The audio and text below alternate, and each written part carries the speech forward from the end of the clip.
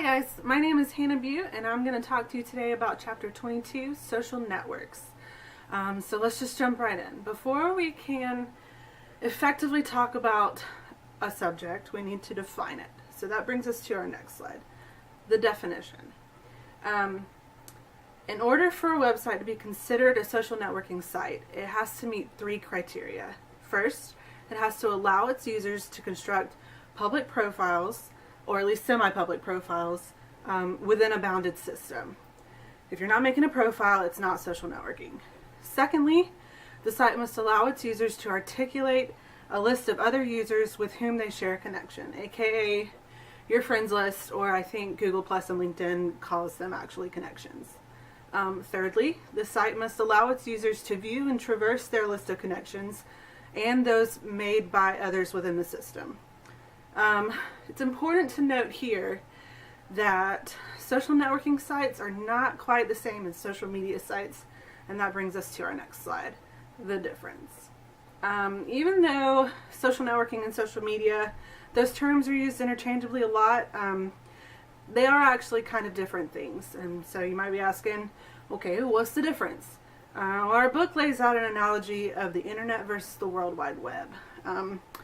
The authors say that if you're on the World Wide Web, you are on the internet. But being on the internet does not mean you're on the World Wide Web. The real difference is that social networking is really used for business relationships, where social media is used for more personal relationships, but can include business relationships. So social networking is a form of social media, but social media is not necessarily social networking. I hope that makes sense. But now that we kind of know what we're talking about, let's talk about the background of social networking sites. Next slide. So we first see something similar to social networking in 1969. A guy named Jeff Wilkins wanted to kind of streamline his father-in-law's insurance company. So at the time, computers were still really expensive and small businesses couldn't really afford them, so they would timeshare these computers. And just Jeff saw this as an opportunity to, they're sharing computers, they can share each other's information.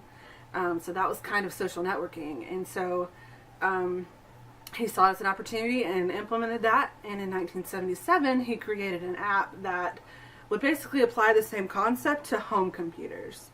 It was a while before we saw true social networking sites, though. In the early 90s, AOL kind of laid the groundwork for being social online. But it wasn't until 1996 when we see the first true social networking site, and that was 6degrees.com. That kind of hangs out for a while. In 2002, we see Friendster emerge. And we begin to see like the more personal aspects of these sites, the more social aspect. Your profile on Friendster would include more personal things like your favorite foods, in addition to like the basic gender, name, birth date, that kind of thing. With Friendster, we also begin to see the importance of online privacy. In order to send someone a Friendster request, you had to either know their email address or know their last name. So we kind of see you couldn't just be hitting up strangers on the social media site. And of course we then see more sites popping up like MySpace in 2003, Facebook in 2004, Twitter in 2006, and we all know how those work and what has come since, LinkedIn, and which is more of the social networking side, the business side, and Instagram and Snapchat, which are more of the personal, generalized social media sides. Personally, I had a MySpace, I had a Zanga before that, I had a Facebook in 2006, a Twitter in 2008. Now I have multiple accounts, business and personal, on multiple social media sites. So we all know that these sites are each more innovative and transformative than the previous. When they emerge, they each bring changes to the industry, really. And we could talk about the background forever. Each site gives basically each site improves upon the last, is what I'm trying to say. Like MySpace allowed personalization that Friendster didn't have, and like profile personalization, and Facebook offered a news feed that was more instant, and you could see instant updates from your friends. And of course, Twitter expanded upon that and became even more instant with little, thought bubbles all throughout the day with the 140 character limitation on it. And Instagram is basically the Twitter of the photography world. And Snapchat only took that a step further, becoming even more instant than Instagram. And this brings us to the more recent developments. Next slide. So one of the more recent developments that we've seen is the emergence of live streaming on social media. We have Periscope, which is a sister app of Twitter, and Meerkat. And we've seen existing social media sites like YouTube, Instagram, and Facebook who have come out with their own live streaming capabilities. And it's important to note here, though, that Meerkat while it is live streaming, it is not technically a social networking site because you can't see who's watching you. You don't have a list of followers. And that kind of goes back to our definition in the first or second slide. Whereas Periscope would be social media because you do have the followers and you can see who's watching you. That sounds creepy, but it's true. We also see the emergence of cross-platform messaging like WhatsApp and Hangout and Touch. While also not technically considered social networking, they're important to mention because they're laying the groundwork for the future of communication of being social online, which is going to affect our future and the future of social media.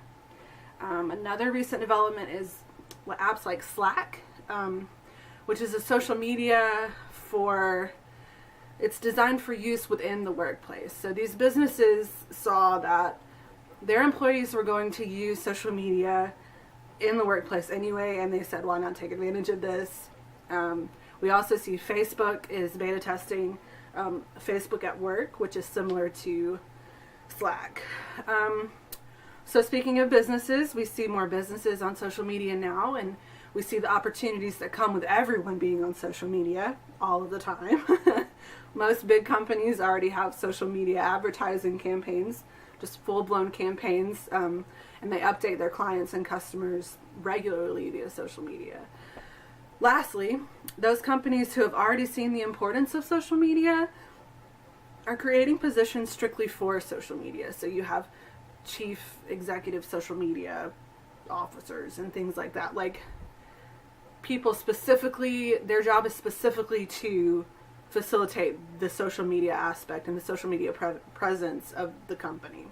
Which brings us to our next slide, the factors to watch.